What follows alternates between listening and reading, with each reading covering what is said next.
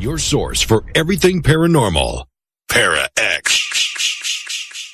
The views expressed and the opinions given by the individual host and their guests do not necessarily reflect those of Para-X, its affiliates, or its sponsors.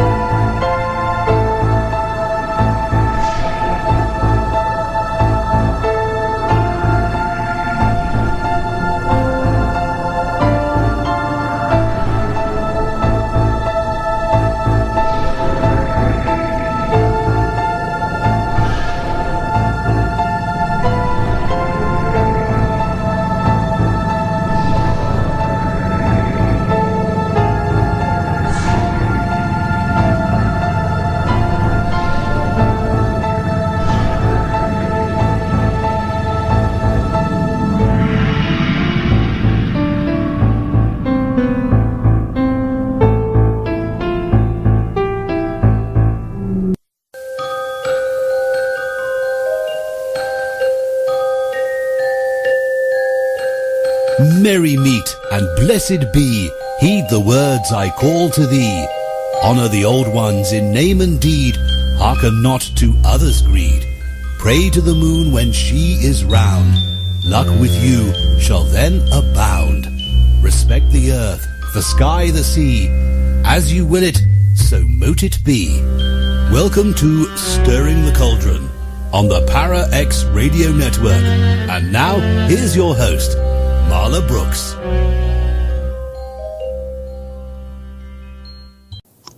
Hey, merry meet everybody, and welcome to the show. And tonight the cauldron is really going to get stirred up well. Really got a good one for you. My guest is author Mark Stavish, and he's here to talk about his new book, Egregores. And that's where the opening music comes in, because it was called Watchers by Midnight Syndicate, and it's spot on. Because in this case, in case you've never heard of an egregore, they are the occult entities that watch over human destiny. So, Watcher song works out really well. Mark is a respected authority on Western spiritual traditions. He's the author of 26 books published in 7 languages, including The Path of Alchemy, Kabbalah for Health and Wellness, and is the founder and director of the Institute for Hermetic Studies. He's appeared on radio and television shows and in major print media, including Coast to Coast AM, the History Channel, BBC, and the New York Times, and I'm very glad he's with us tonight. Hi, Mark, and welcome. Oh, thank you very much. It's great to be here. Oh, this is going to be fun. I like it. As I told you before, I'm anxious to jump right in. Because, I was familiar with thought forms, I was familiar with tulpas and the like, but I had never heard about an egregore. And when I got the book and peeked at the back cover, now I figured out why. Because you say that it's one of the most important but little-known concepts of Western civilization. And, it's showed up, in spite of the fact that it showed up in the Tibetan Buddhism, Islam, modern esoteric orders like the Order of the Golden Dawn, the writings of H.P. Lovecraft, followers of Aleister Crowley. How could that egregores have been overlooked by so many for so long?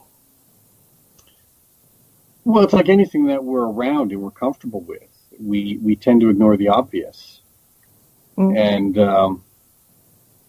I like to jokingly say, egregores, or the definition of it, shares a great deal of commonality with the Supreme Court.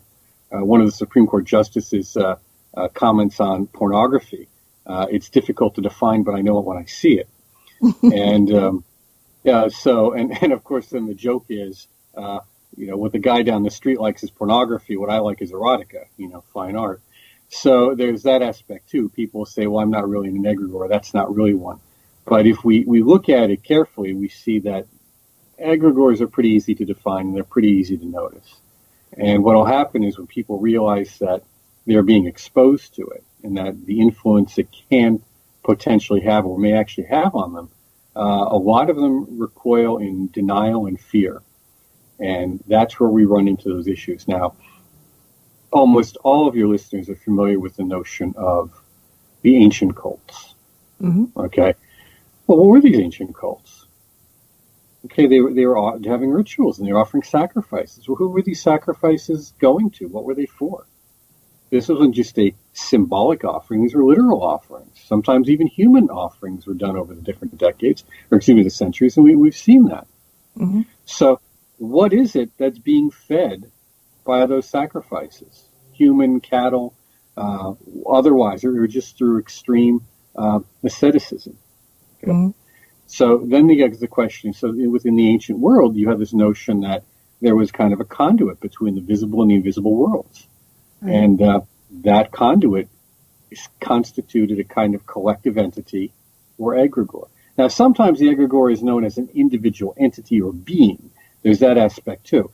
But, we'll kind of just wrap that into this definition for the sake of our listeners to keep it simple. Okay. So you have this conduit of energy that exists. Well, where is it existing? Well, in the community, okay, in the city, in the state, in the empire, in the individual cults themselves, okay? Mm-hmm. Now, people identified with this very strongly because the belief was there was a give and take. As long as we take care of the gods, they in some way will take care of us. Now, let's flash forward. Mm-hmm. All of your listeners are familiar with the notion of the Jungian collective unconscious. Mm-hmm. This notion that there's collective consciousness, or what would that be? Would that be conscious I? Is that the plural? I like that. Yes, let's make it the conscious I. Well, for us, we'll call it that. So you have these individual consciousness or group minds, groupthink that occurs. And everyone likes to think, and I shouldn't say everyone, that really is not true, but we see it often, that they're not involved in groupthink. It's always the other guy. And hence my joke earlier about what the Supreme Court Justice said. The other guy's involved in groupthink. Not me. I'm a free thinker. I'm independent. Well, that's why we have the typical audience, the marketing profile, your typical consumer, your average student. Okay? Mm-hmm. People fit into these definitions, if you will, and they often don't know it. And you see that there are different notions of collective consciousness or collective thinking or groupthink, whether in the ancient world, in the magical, in the occult, in the religious sense, as we would call it today, or even today in the social, political, and economic, in terms of business and employment sense. So that's where we can begin to start with this notion of egregores. Okay, well, so they differ from other types of conjured entities in the sense that it takes a group of people rather than one to create it. They don't need to be conjured because they can manifest over time through sheer awareness and acknowledgement by large groups of people. And you don't even need to be consciously aware to participate in the creation of an egregore. So, I mean, that's a little scary in a sense, if you want to look at it that way. Because it would seem, and correct me if I'm wrong, I hope you do, that everybody has one or two of them hanging around, don't you think? Oh, you got half a dozen. All right. you have half a dozen of a dozen. And that's okay, because some are stronger than others, some are weaker than others, and you can begin to get out of the ones that are most difficult for you. When we think of egregores, we often think of them, that group think, getting back to that definition, primarily in terms of our religious and political involvements. However, you can see that families can have a group think. Anything you're involved with, schools, the old school mascot and reunion day and all that kind of stuff. Your PTA can have one, just as your local bowling league can have one. But whether or not that collective entity or that collective groupthink is part of or feeds into, I mean, to some degree, well, we can argue it always does, but it can be so nominal as to be meaningless. Some kind of spiritual entity on the other side is really where we're getting into the difference between the ancient world and the modern. And I think you really nailed it when you said that the thought form, the collective thought form, does not have to be something which you consciously create. It just is going to happen on its own in certain ways whenever you get a few people together. We hear in the scriptures, when two or more are gathered in my name, I will be there. In the midst of them, and that's the notion, two or more. Like we said, it's not one person, it's two or more, and it's what in my name. It's wrapped around some focal point. So Coca-Cola has its own egregore. Any of the groups that you're involved with, any of your listeners who are involved with their different, whether it's a coven or a ritual circle or a meditation group, they to some greater or lesser degree will have their own kind of collective group mind. And sometimes they'll manage that well, but often they don't. And that's, another part of the discussion. Yeah, we're going to definitely get into that. But I want to say that, we were talking about several different types of egregores, and we do need to kind of straighten that out so people can really get their head around it. So let's give the example. There are corporations, there are shared ideas, there are nations, there are spiritual or other groups and beliefs, like you just said. And I think that people are going to perk up when I say this in the chat room. They're also, it has to do with paranormal entities and experiences. Like, it's possible that many of the paranormal experiences we have, such as maybe NDEs or alien abductions, may very well be the result of a collective consciousness thought form. And yes, very much so. Blame it on the ghosts or whatever, blame it on the spirits. Well, I think that's where we get into some really technical issues. And Jacques Vallée, of course, I hope your listeners are all familiar with him, one of the grand old men of UFO research. He came to the conclusion, after having gone through all of these French and American files and reports, that the problem with UFO research is that it was always a blind alley. You could never wrap your head around it, and that a lot of these entities were not from elsewhere, meaning outer space, but were from the in-between-where. Hence that famous statement in Indiana Jones, the fourth movie, they're from interdimensional beings, and that's Vallée's phrase, I believe, because of course he was the advisor on Close Encounters of the Third Kind. So you have this notion that these beings interact. Now the question is, at what point does our thinking about them or just doing certain things feed them or attract them? And there's some if you look at some of the early writings of, and this is across the board in many ways, across different systems, but whether it's the early Christian writings or some of the early, even the Indian and other writings, the notion is that basically if you're being a decent human being, you don't have much to worry about. Okay? That, your karma will be there and will work itself out, but in terms of influence from other beings, these invisible forces, if you have a good practice, a solid practice, you're pretty much going to be all right.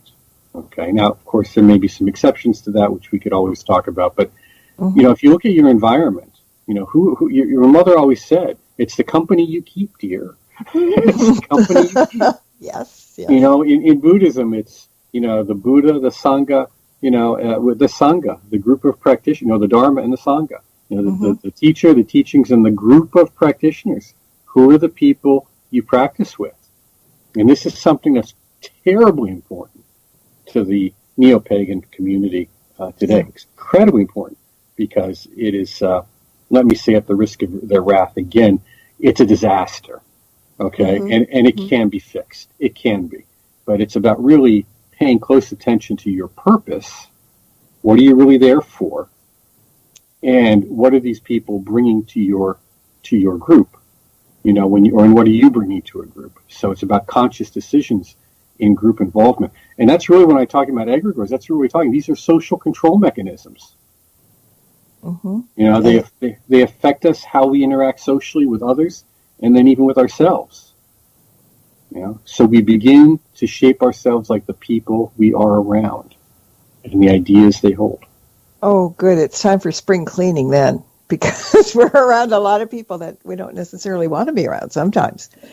But so there are good ones, there are bad ones. Can we just kind of inadvertently get sucked up into one that may not be something that we would like approve of, or maybe, all right, so maybe we think something is really, really bad, right? And a lot of people stress, and they sit and they talk and they complain about this bad thing over and over and over again. Can we get sucked up into that kind of an egregore because we're just overthinking it or thinking of too much? Well, you have several things going on there. Is you got the misery loves company factor, Mm-hmm. and if people like to pretend they know more, and then they do, but it's their lives demonstrate that, not their actions. And when people are sitting around the water cooler or their coffee break, or the bar after work, or their little coffee clutch, and complaining, that is generating a lot of negative energy. Now that is going to go somewhere. That's going to feed something. Something will feed off that. Mm-hmm. So you're talking about the egregore, or the collective consciousness, if you will. It's very easy to notice this. Okay, when you just think of where you go. If if you go to the library, that has a certain feel to it. Mm-hmm. You go to a strip club, that has a certain feel to it. Mm-hmm. Okay? Now pick the other places you go. Why do you like to go to certain bars? They can be nice bars. Places that you're comfortable in, yeah. Like your neighborhood place. You got friends down there, or certain cafes. Why do you go there? Because it may not even be for the food. You don't even care about it. It's just there's a certain feeling that you like. Yeah, exactly. So we have to pay attention to the emotions, to the feelings of the place. We always talk about spirit of the place. Well, that's a big part. What is the spirit of the place? I had some folks here 2 weeks ago. We had the Institute for Hermetic Studies had its annual conference.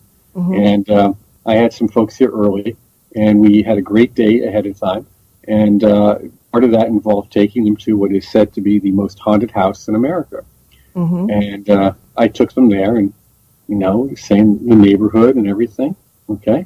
And then we talked a little bit about it. And then we went about 3 blocks away, and I took them to this wonderful Lady of Fatima Grotto. And it's right there on this rocky hillside in the middle of an urban area. It's at the top of the college I went to and my son goes to.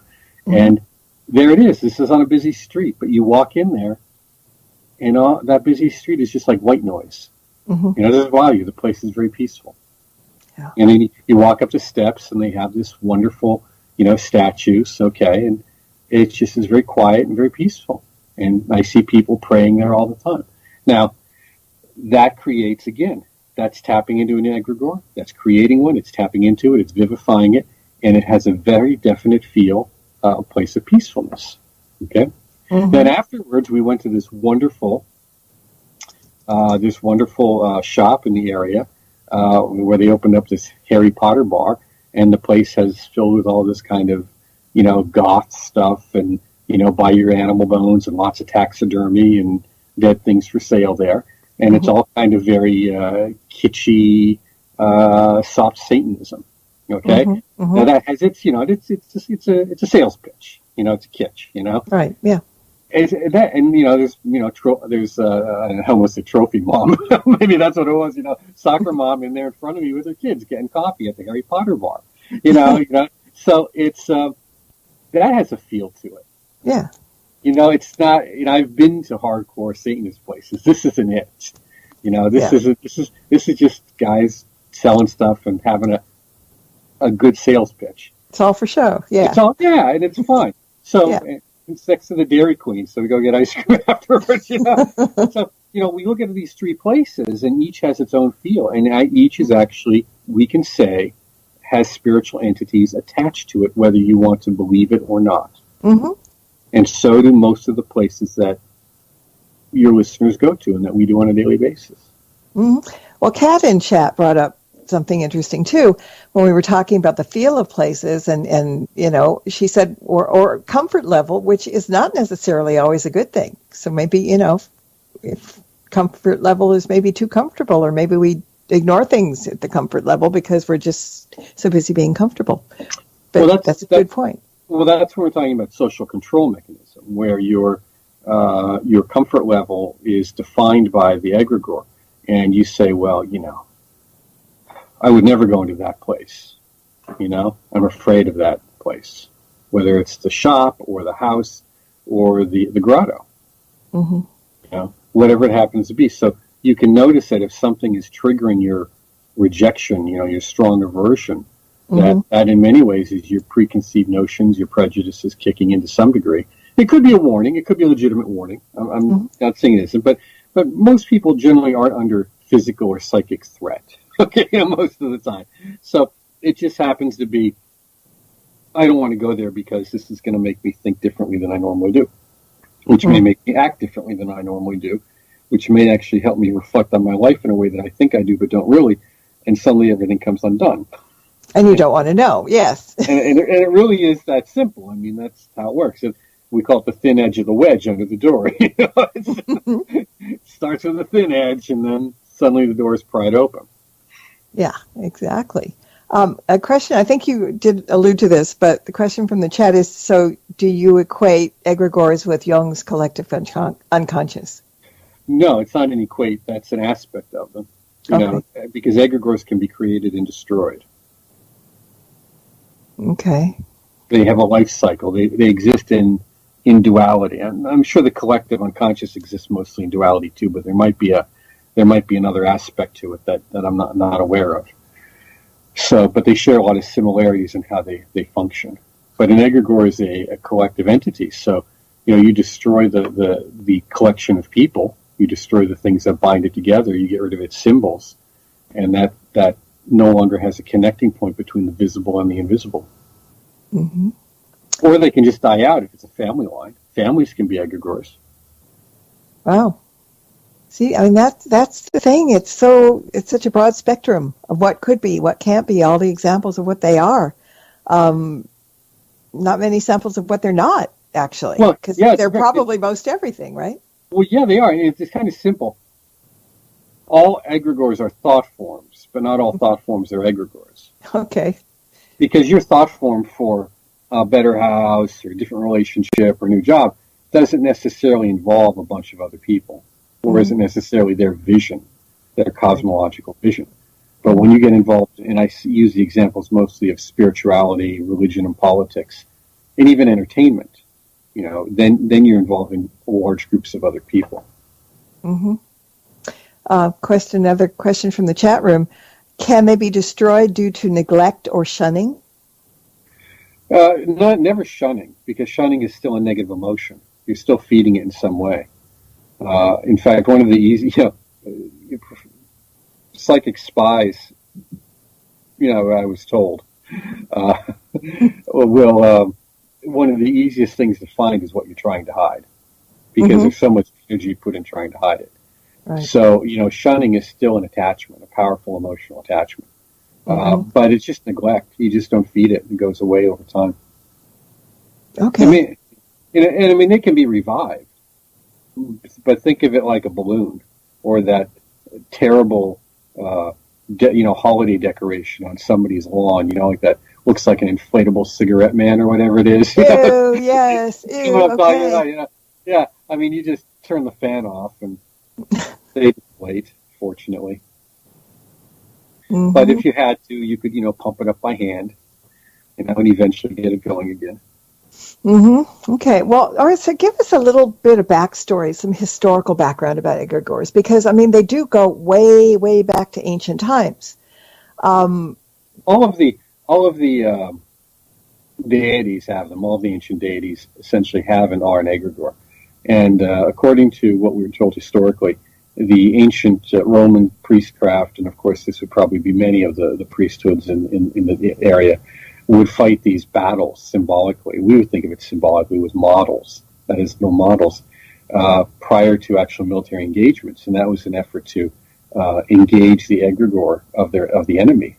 I was told by Pat Zalewski that Enochian chess, in many ways, is the very same thing, where you're actually attempting to move the energies through those pieces. It's not just a game. but it's an actual talismanic game in which the energies involved, if done well, would actually be moving in some fashion. Mm-hmm. That's what we're talking about. So then, of course, anything that involves the religious activities of the different groups over time would form egregores as well. And all of the gods are. That's why we have to be very careful about the gods. And people want to worship these ancient deities as if they're just symbols, but they don't really understand what that means. Mm-hmm. So when you worship the different deities or take them in through devotional practices, which is their primary source of food, is your emotion, your devotion. Mm-hmm. You're connecting to that. So make sure it's healthy for you. And then, of course, by the occult revival of the late 19th and early 20th century, groups like the Golden Dawn, the different Rosicrucian groups, the different Martinist groups, these all had very potent egregores behind them that were being revivified as well as created. And they were written about a lot. I mean, H.P. Lovecraft, for example. I mean, this is probably where modern times started to hear that phrase, or started to at least realize what it is. I don't know if I have to check what I wrote. I don't believe if Lovecraft used the term. I don't know that. But his writings... Well, that's what I mean, yeah. Yeah, his writings exemplify a very fine example of something that just doesn't die. It doesn't go away. Mm-hmm. And why is that? He wasn't terribly famous in his lifetime, but after his death, he's continued to grow and to particularly take on influence in the occult community. Mm-hmm.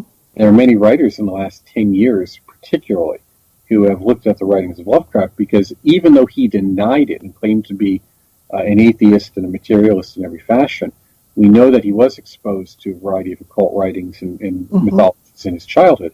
Yeah. And he stated, I do not write these things.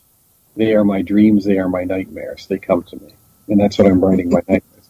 So the belief is that he was actually tapping into something, below this threshold of normal consciousness, that he was tapping into these other energies. Now, then some will say, well, did he just not understand them and they were terrifying to him? Or were they truly terrifying? Were they maybe something ancient, or were they something Klopothic? Who knows? That's for people to discuss and maybe at their own risk experiment with to discover. But just that being said, I just received last week a review copy of a book that addresses the use of Lovecraftian notions in its rituals. Yeah. Interesting, yeah. I think we touched on this too. Question from the chat room. Any relation with Egregores and Tulpa? Yes, in a way. And this is where we get into Alexandra David Neal. Now, there are many people who like to dismiss her. I'm not so quick to do that because she was there long before many other people were. And there is, weight to back her up. If it wasn't for her explorations of Tibet and Bhutan and Nepal and China, a lot of the Tibetophile, to coin a phrase maybe, activities of the 60s and 70s would never have happened. And then we would never have seen the explosion in Tibetan Buddhism in the West that would occur in the 1980s and 90s to the present. So she's a very important figure, along with Blavatsky. And both of them need to be studied and understood very carefully. Now, when David Neal wrote, she talked about two things. Now, most of your listeners are probably familiar with the notion of a tulku, which is a reincarnation. And this is where I was talking about family lines. This isn't limited to just Tibet. Some Tibetans were surprised when I told them that. This isn't as limited to them. You see the same thing mentioned in Mark Adams' book, The Game of Saturn, in which we see the notion of Italian families from the Renaissance, basically making a deal with the demiurge to constantly reincarnate in the same family line. Okay? I'm familiar with that practice among some folk practitioners in Pennsylvania. Okay, so this is by no means terribly uncommon, limited to a small group, or something of the distant past. This is a very real belief and practice. Okay. Now, whether you believe it happens or not, that's up to you. But I'm telling you, these people firmly believe in it. Right. So, that said, the Tulpa is essentially this sort of the same thing. It's a magical, well, we use the term magical creation or energetic creation. But the idea is, and she talks about how her thoughts took on form and others could then begin to perceive them, and then it took on its own semi-independent existence, and she had to get rid of it. It passes the duck test for Egregore. Okay? When you look carefully, and I've talked to different scholars, and Tibetan scholars can be painfully difficult because they do like to work in a bubble. The whole notion does qualify. If we use the duck test, is it walk like a duck, quack like a duck, and everything, then we see those practices do qualify for an egregore. But again, not all thought forms are an egregore, but all egregores are a thought form. They require the mental and emotional input to be sustained, but may not reach beyond the individual level. Okay. And again, the major difference is I think Tulpa takes one and Egregore takes many. Yeah, pretty much. And the Tulpa may only be your concern, Right. Ironically, and I just discovered this in the last month or so, I went online looking for some hypnotic induction programs for a client. And, of course, how it is on YouTube. You start with one thing, you get to another. And there is a stunning amount of, really, we'll just, for the sake of the listener, questionable hypnotic inductions out there. Okay? And many of them are specifically designed to put the listener in a very submissive and obedient state, and to connect them with, specifically, it clearly states this is not make-believe, okay, spiritual entities. Now, will it do that? Yeah, it's a numbers game. It's a crapshoot. You listen to it once or twice, probably not. You listen to it 10 or 20 times every day, a month, maybe. After a while, you knock on the door enough, pretty soon someone answers.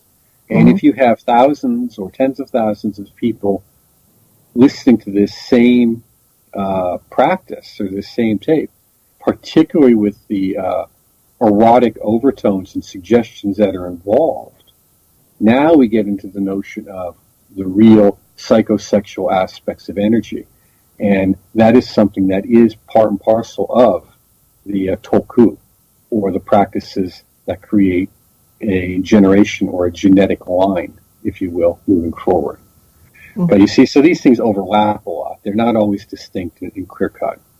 Right. Yeah. Well, we're going to take a quick break. And when we come back, there's a really good question that just appeared in the chat room. So clear your head because you're going to have to think really hard on this one. Or maybe not. Okay. Anyway, we'll be back in 2 minutes, guys. Hang in there. Don't go away. There's more Stirring the Cauldron with Marla Brooks right after these important messages. Are you haunted by shadow people in the middle of the night? Do you secretly love all things creepy and spooky, enjoying ghost stories and horror fiction from the best storytellers? Do you have a true ghost experience you want to share, but no one will believe you? If yes, listen to the professionals on What Are You Afraid of? Our Paranormal Show, Friday nights at 9 p.m. on Para-X Radio and at www.whatareyouafraidofpodcast.com. What are you afraid of on Para-X? Our creepy and demented hosts are on call to provide you with all your spooky needs with true ghost stories, interviews, indie music, and new horror fiction. We are ready to scare you. Para-X. From Haunted Road Media comes an exciting new novel by author Marla Brooks. Soul Connection, a deadly obsession. Two lost souls, ripped apart by murder in another century, find each other again in the present, only to discover that the murderer has followed them through time. Can their love save them, or will history repeat itself? Find out in this captivating new novel by Marla Brooks, Soul Connection, a deadly obsession. Available now on Amazon.com and at BarnesandNoble.com. Demons, vampires, werewolves, skinwalkers. All of this and more. Sunday nights at midnight on the Staring Into the Abyss radio show. Come, get lost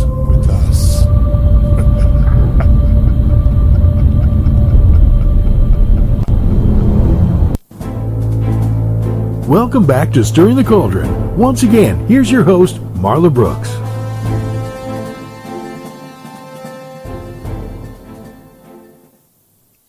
Welcome back to more Cauldron Stirring, and if you've come in late, my guest is author Mark Stavish, and we're talking about his new book, Egregores. Now, the question I was going to threaten you with earlier, it's from Cece. She says, so off topic, then a Tulpa could be a doppelganger, but an Egregore could not unless it was mass-focused effort. Yeah? Oh, I'm sorry. What was that? Okay, so a Tulpa could be a doppelganger. Could be. Okay, but an Egregore could not unless it was mass-focused effort. Doppelganger, define that for me so I'll make sure I'm using the right definition. Yeah, that's a shadow double. So is that actually a ghost? I mean, is a doppelganger actually a ghost, or is it an astral shell? Because if it's an astral shell, that could be vivified into into an egregore. It can be also vivified into a guardian. You know, and generally you actually try to entrap or entice the entire consciousness, but then there are practices that you do for that. But it could be a guardian, and that could then that would need to be fed. Yeah, so you would then need to have an egregore, essentially a feeding around it of some kind. It needs energy from somewhere. So it's usually going to be more than one person. Yeah. Okay. Another question from chat is I just lost it. Oh, can emotions be egregores? No, but emotions feed them, and you can also then create a feedback loop where your emotions get manipulated by the egregore. Your emotions get manipulated by the collective notion. That's what politics is all about, and religion. And you can tell that's the manipulation. Why I abuse your goodwill. Mm-hmm. Essentially, that's what's required. I abuse your goodwill. That makes sense. Yeah. So what kind of impact does an egregore have on an individual, their destiny, and their free will? Well, it has everything, because if it's a healthy egregore, it'll help them move along in their life path. Like, they can be with a nice company, they can get a good job, they can enjoy their career, they can move on, they can express themselves and bring unfoldment to their life. If they're in a healthy religious or spiritual environment, the same true will happen. If they're in a healthy family environment, the same true will happen. But if that egregore is not healthy, it can detract from it. And that's where you see some people get so obsessed in their occult studies that they let their lives go to crap. Mm-hmm. Or they get so caught up in thinking they're going to save the world. The world doesn't need saving. I think we do. And you can only, and that's the thing, you can only reinvent it in your own image. So if you don't take care of yourself, all you can bring to it is, and it's just going to be it's going to be a doppelganger of you, a mirror, shadowy reflection of you. Mm-hmm. But it's very easy to get people emotionally involved in large-scale causes because it allows them to feel important, like their life has meaning and they're doing something important. And sometimes they are, but often not. Often, again, it's just a manipulation and abuse of other people's goodwill. So then 10 years go by, 15 years go by, whatever, and you're left with, you wake up and you say, where did my life go? What have I accomplished? Mm-hmm. And then you see true believer syndrome where, they just can't walk away. It's like a bad relationship. It's not like one. It is a bad relationship.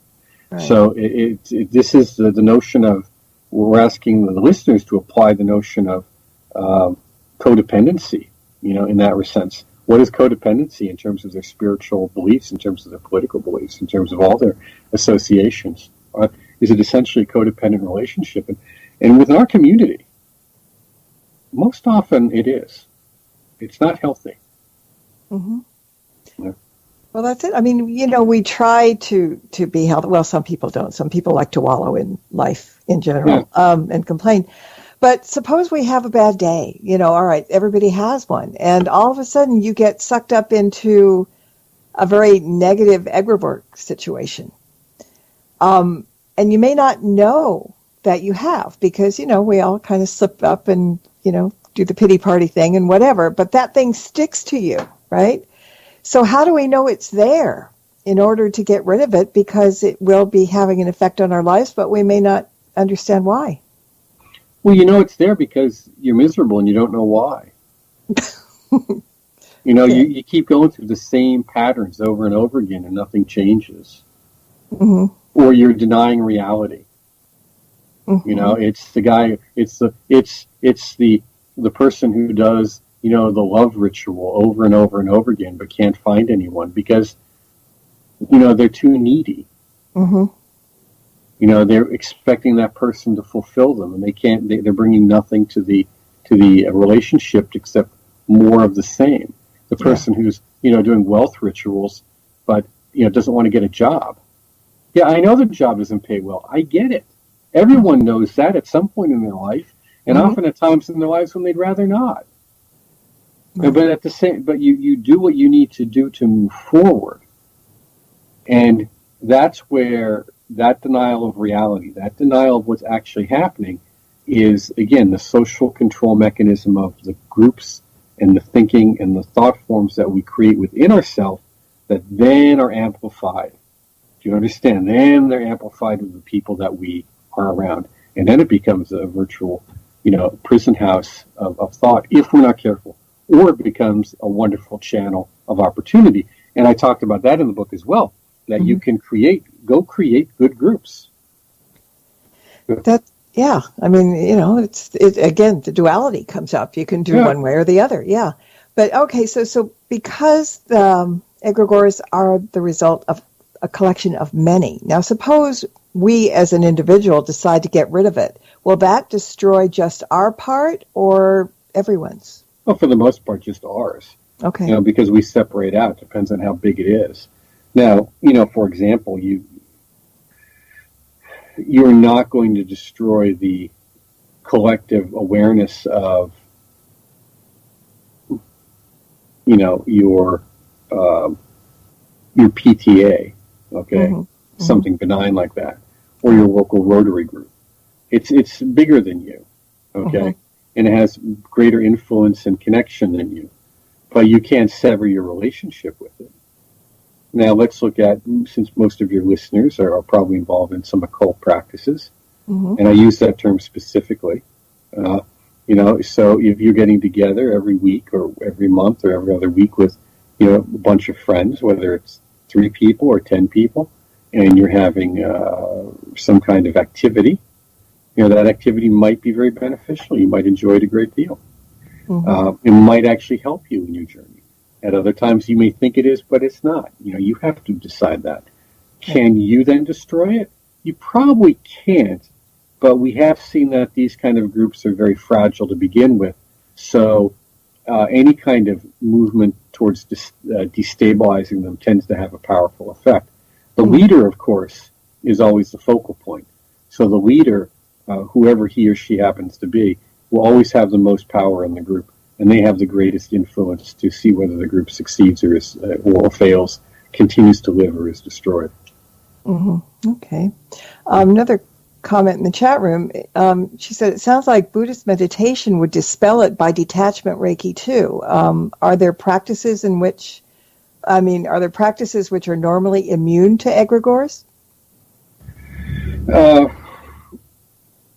Detachment allows you to recognize it and allows you to, in a sense, separate out as best you can, depending on your relationship or social situation with it. Some egregores you can't really completely separate out from. The operative word there is completely, such as your neighborhood. As long as you're physically in that neighborhood, you're always going to be part of it. The country you live in. Now, depending on the size of the country, it's going to be slightly different in each place. But your meditation is to help you become more aware of influences that are happening, both within your own mind and from outside. But that doesn't necessarily keep you from not being influenced by it. It just allows you to recognize the influence, and then you have to decide how you're going to respond to it. See, that's the next step. How do I respond to it? I recognize this isn't good for me, but I keep doing it anyhow.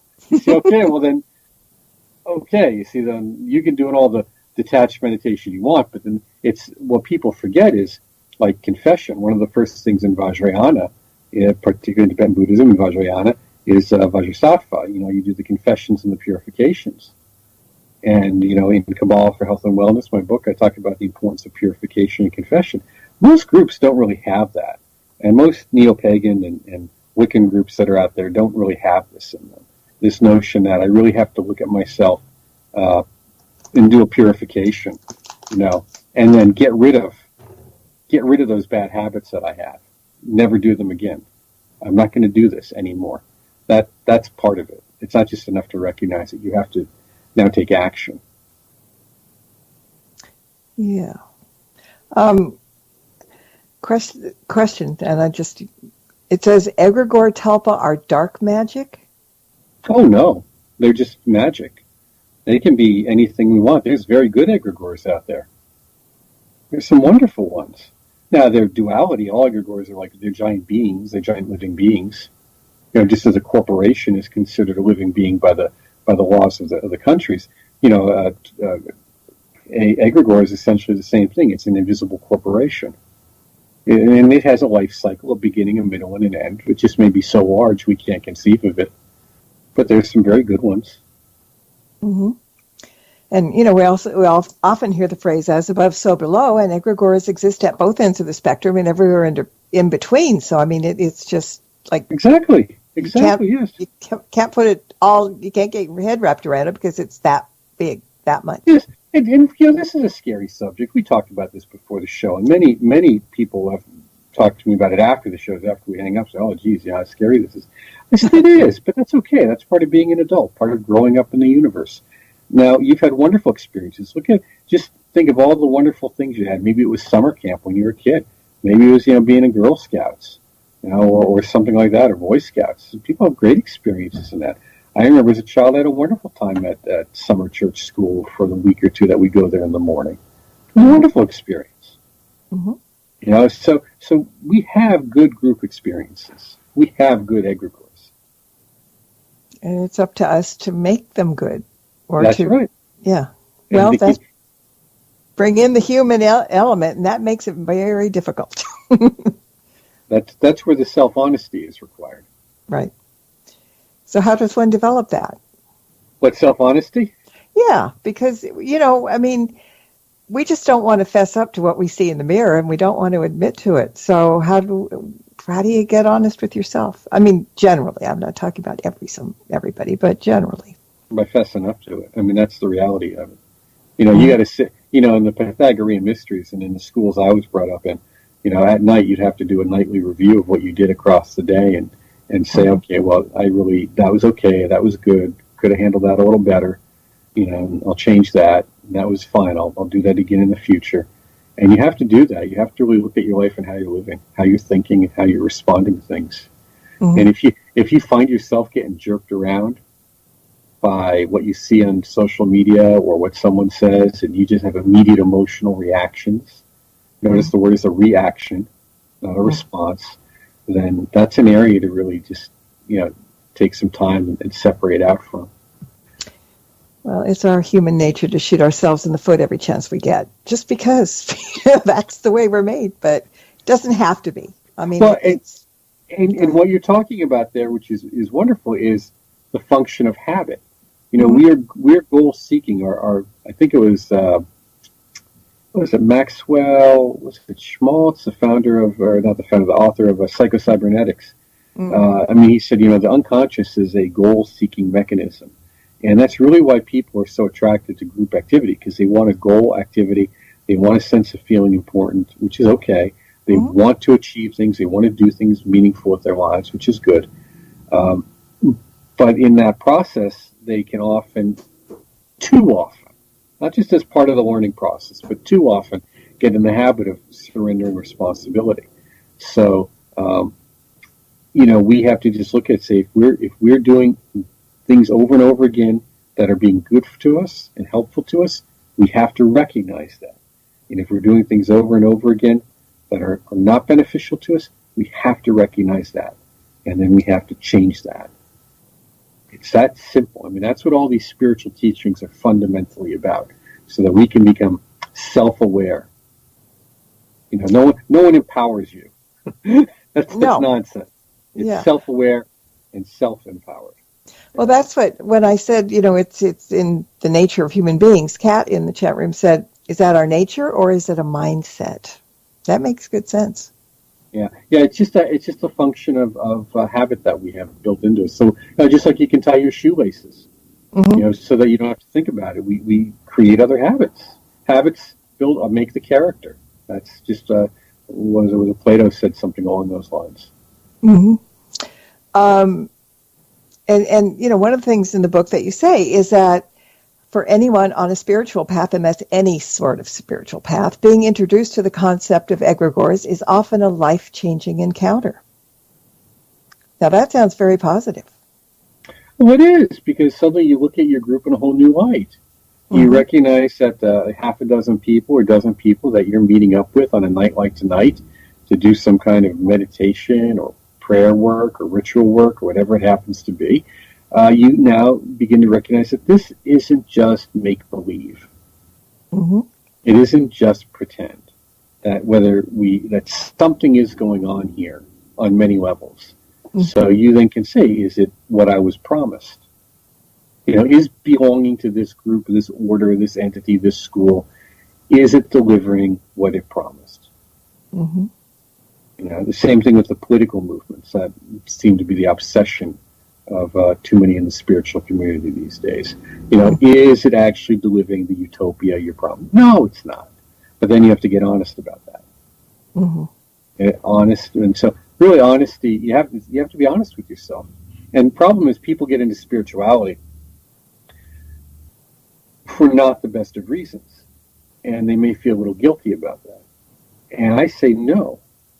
That's perfectly honest, because I don't believe anyone gets into spirituality for the best of reasons.